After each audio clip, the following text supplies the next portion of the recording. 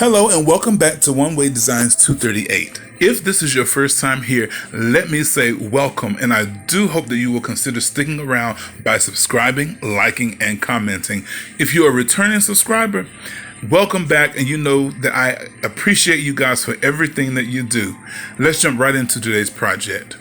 So I'm going to use two of these puzzles that you can find from the Dollar Tree in the toy section, two of these cutting blocks that you can also find from Dollar Tree, as well as two of these 5-gallon paint stirrers. To start off, what I am doing is simply measuring how large I want the frame for the front of my project to be. I am measuring how long I want the two horizontal pieces, which will be the top and the bottom, and I'm also going to measure how long or how high I would like for the vertical portion, which is the left side and the right side of the frame to be. Once I have determined this, I'm just going to go ahead and cut these down to size. Once I have figured out how I want this to fit, how I want the dynamics to be, I'm going to go ahead and start marking how I want the mitered corners to fit. Now, here's the trick that I learned. In order for me to get that perfect mitered corners, what I have done is simply created a square using two pieces of that paint stirrer stick. And that will give me a square on those ends, which I can go ahead and go from corner to corner of that individual square. And that will give me my miter corner. Now, when you are using your miter box, please take your time because it can get confusing as to how you need to cut them down. Take your time, watch what you're doing. When I first started using my miter box, I got really confused sometimes and I messed up a lot of paint stirrer sticks. So just take your time when you are doing this.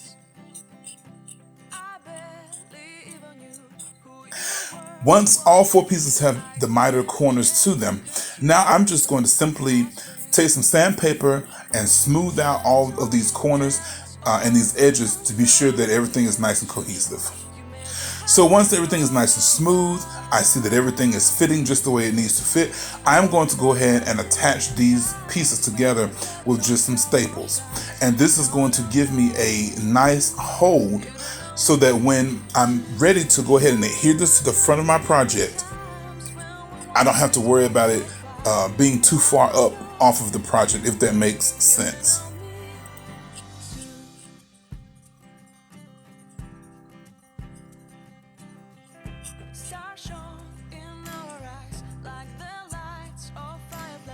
So once all four of these pieces have been stapled together, I have my frame, and it is actually pretty sturdy.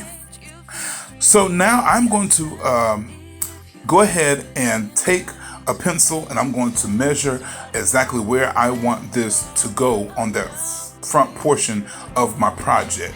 It looks nice, it looks really good. So now I'm going to go ahead and take this piece of material. This is what I got from one of those sun hats that you can get from the Dollar Tree. I totally got this tip from D at She's So Craft DEE. I just simply took that hat apart, and what I am doing is simply taking these pieces and I am taking the pieces and I am gluing them down, on one side vertically, and then I will glue one end on the horizontal end as well.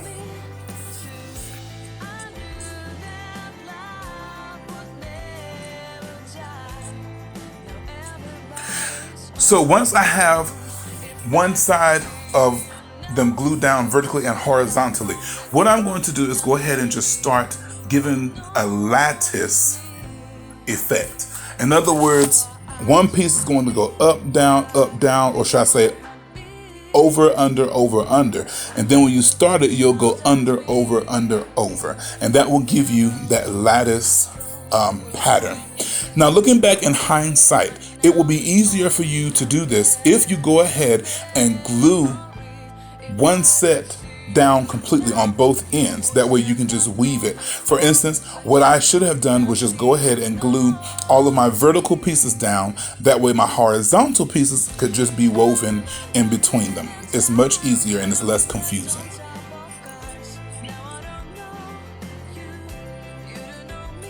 So once that is done, this is what the front of it looks like. I really like how this pattern has turned out. So now I'm just going to simply go ahead and attach this to the front portion, or what is going to be the front portion of my project. Again, I've simply marked it. Then I am just going to use some hot glue and some Fix-All adhesive to go ahead and tack this down. Once I have actually used that adhesive to adhere to the front of this project, I'm going to take my staple gun and go ahead and tack it from the back so that this does not go anywhere. Now, you guys, I know most of you subscribers love the glam decor, but then some of you love farmhouse and other styles as well. I am trying to bring everybody something that they will like, because when you do something out of the box, out of the ordinary, you never know what you can do. So you guys, I'm just trying to make sure that everybody is seeing something that they totally like.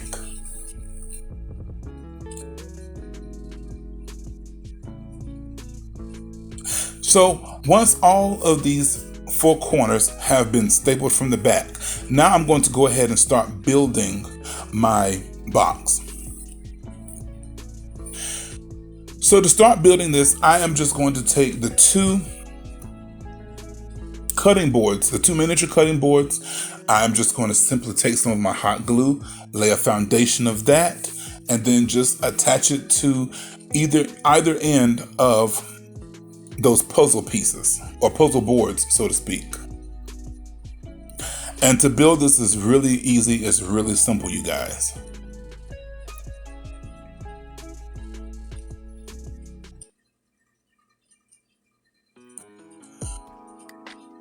Now, once all four of these pieces have been glued together, all I'm going to do is bring in my staple gun again.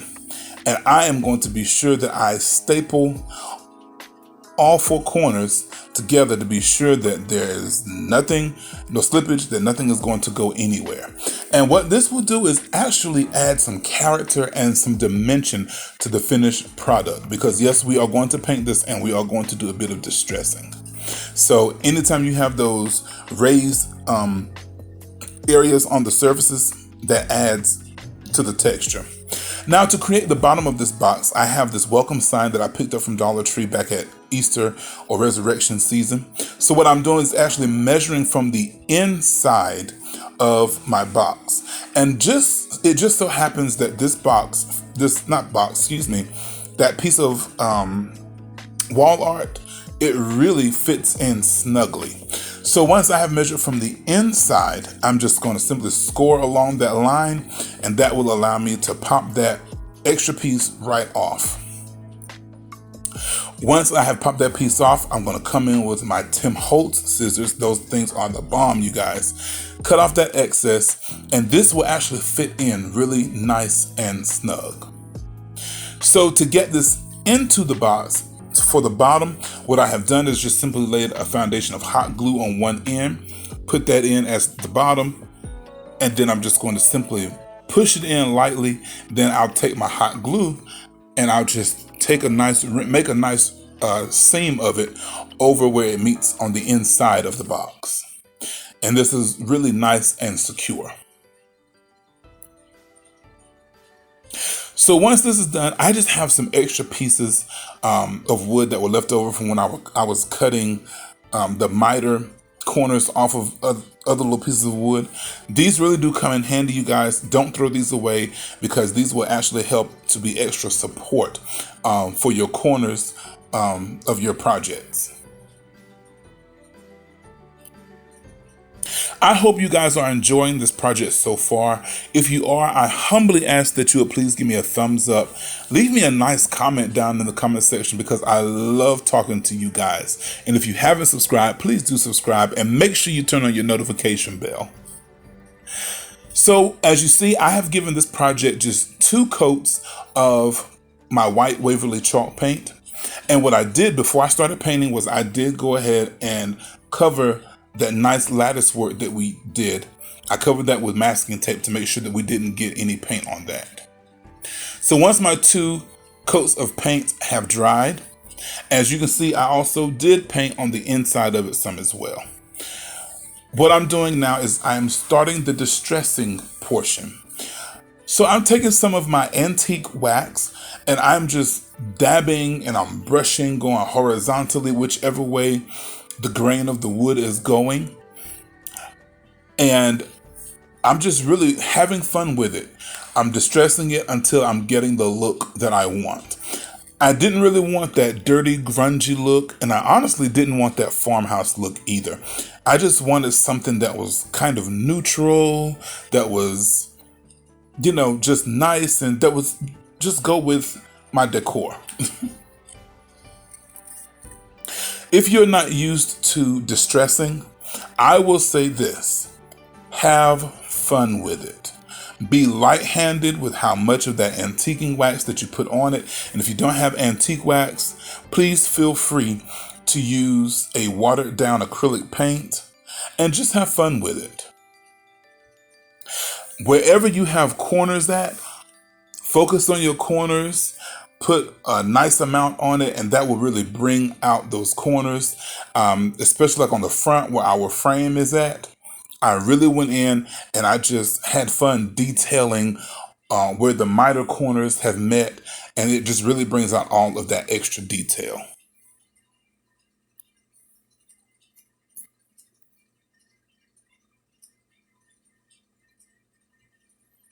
I was going to try to use some of that gray chalk paint to help distress, but I tried a little bit of it on the back and I did not like how it looked. So this is what the box looks like distressed so far. To me, it kind of has almost like a birchwood kind of look, but then at the same time, it just has that nice neutral look that I was going for.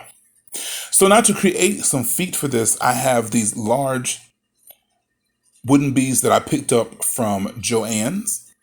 And what I have done is just simply slid them onto a piece of leftover floral wire that I had from a floral stem, bend it, and this really creates tension so that I am able to go ahead and paint these.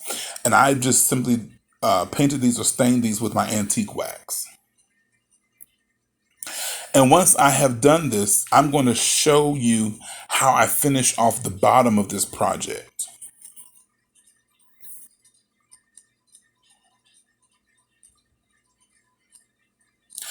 So to finish off the bottom of this project, I just simply glued some of that felt that I picked up from the Dollar Tree, and I just glued my 4 beads in those corners.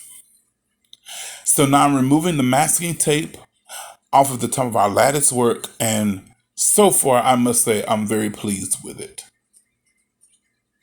I love it. The neutral colors is really working for me. So now I'm going to take this flour sack that I picked up from the Dollar Tree, and I'm just simply going to line the inside of this box because I do intend to use this in my guest restroom to put towels in. And plus, this will also finish the inside so that you can't see those colorful pieces from the puzzle and whatnot. So with this, you just simply take your time. And if you have too much fabric, don't be afraid to pleat it where it needs to be pleated. And, just have fun. Again, nobody's really going to see the inside of this. You just want to cover the inside so that, your inside aesthetics, so to speak, are not seen. So I'm going to finish this, style this, and show you what it looks like. You guys, I think that this came out really nice. As you can see, I just simply styled this with some towels. Again, this is going to go in my guest restroom. I love, love, love, love how the colors are neutral. I love how everything just came together. Now, not only can I use these for towels or for storage, now with fall coming up, you could also use this as a part of your fall decor.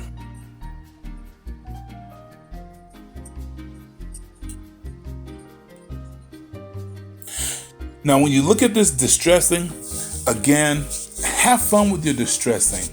Is your project distressed as much or as little as you would like?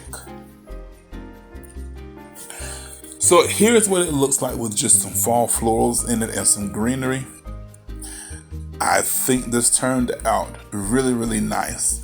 I'm not sure if this is farmhouse. I'm not sure if it's boho. Whatever it is, I am quite pleased with it. So I hope that you guys enjoyed today's project as much as I enjoyed creating it. As I stated before, I'm just trying to do things that are out of the box to please all of my subscribers. Well, as always, my prayer for you is that you continue to stay blessed and that you stay healthy. Until next